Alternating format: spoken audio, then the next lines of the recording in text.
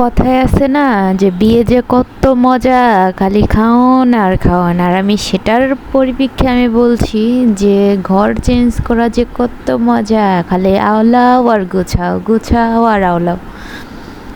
তো যাই হোক, আসসালামু আলাইকুম গাইস, কেমন আছেন সবাই? আশা করবো সবাই ভালো আছেন। আমি আলহামদুলিল্লাহ আপনাদের দোয়া অনেক অনেক ভালো আছি। দেখতেই পাচ্ছেন এই মাসটা অনেকটাই বিজি, এতটাই বিজি যে আমি খুবই বিজি।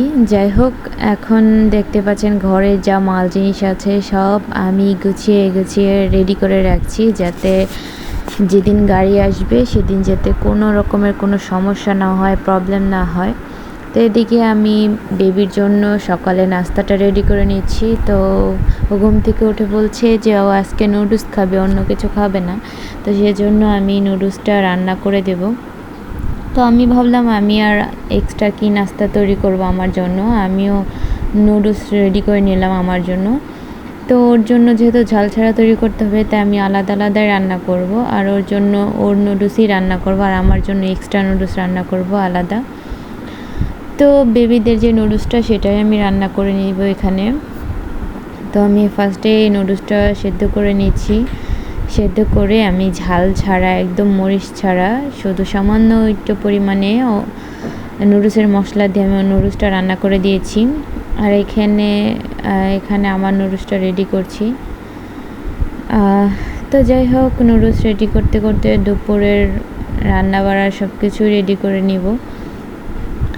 তো ঘর চেঞ্জ করাটা এতটাই ডিফিকাল্ট যে শুধু ওই সময়টা মনে হয় ওই মাসটা জুড়ে শুধু কাজ আর কাজ থাকে, রেস্টের কোনো মানে সময়ই নেই। মানে রেস্ট যে নেবে সেই কোনো সময় পাওয়া যায় না, শুধু কাজ আর কাজ। এদিক থেকে গুছিয়ে ওদিকে নিতে হয়, ওদিক থেকে আবার গুছিয়ে গোছগাছ করে রাখার জন্য সব কিছু রেডি করতে হয়। তার ভিতরে রান্না বাড়া, খাওয়া দাওয়া, বাচ্চা সামলানো সব কিছু তো আছে। তো দেখতে পাচ্ছেন আমি এখানে নুডলসটা রান্না করে নিয়েছি। এখানে আমি সামান্য একটু পরিমাণে পেঁয়াজ দিয়ে, আমি হালকা পরিমাণে লবণ দিয়ে আমি নুডলসটা রান্না করে নেব। অর্ধেক ডিম আমি দিয়ে দিলাম, কারণ অল্প ডিমটা তেমন একটা পছন্দ করে না। তো নুডলস আমি অল্প পরিমাণে ডিম দিয়ে দিয়েছি। তো নুডলসটা রান্না করে ওকে খেতে দিয়ে আমি আমার নুডলস রান্না করে খাওয়া দাওয়া শুরু করে নেব। তো সকালের নাস্তাটা শেষ করে আমি দুপুরে রান্না রেডি করব। তো দেখতে পাচ্ছেন এদিকে আমার নুডলসটা হয়ে গেছে, আমি নুডলসটা সুন্দর করে নামিয়ে নিব। নামিয়ে আমি ওকে দিয়ে দেবো। নাস্তাটাও একা একা খেতে বেশি একটা পছন্দ করে না, যদি আমি ওকে একটু বুঝিয়ে বলি মামা আমার অনেক কাজ আছে, তখন ও নিজে নিজেই হাত দিয়ে খেয়ে নেয়।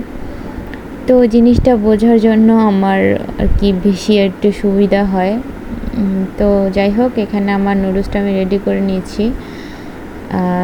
সুন্দর একটা লাল মরিচ দিয়ে আমার নুডলসটা আমি রান্না করে সকালের নাস্তাটা সেরে নেব। তারপর দুপুরের রান্না শেষ করে তারপর আরও যে কত কত কাজ আছে সেটাও আপনাদের কাছে সামনে শেয়ার করব। তো দেখছেন আমি ধনেপাতা কুচি দিয়ে আমি নুডলসটা নামিয়ে নিব।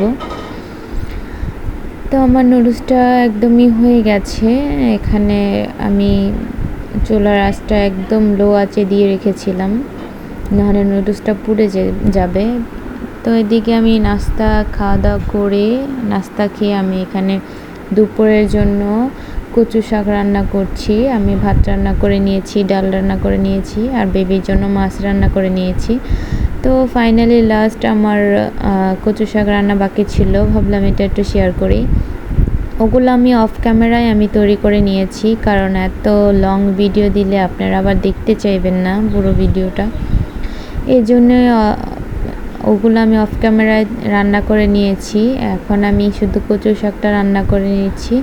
তো অলরেডি আমার কচু শাক হয়ে গেছে। এখানে আমি ধনেপাতা কুচি দিয়ে আমি কচু শাকটা নামিয়ে নিব। আমার ভিডিওটা ভালো লাগলে সবাই আমাকে একটু সাপোর্ট করবেন, আমার পেজটাকে সবাই ফলো করে আসবেন, আমার ইউটিউব চ্যানেলটাকে সবাই সাবস্ক্রাইব করে আসবেন। তো সবাই বন্ধু হয়ে পাশে থাকবেন, সবাই ভালো থাকবেন, সুস্থ থাকবেন, সবার জন্য দোয়া রইল, সবাই আমার জন্য দোয়া করবেন। আল্লাহ হাফেজ, আসসালামু আলাইকুম।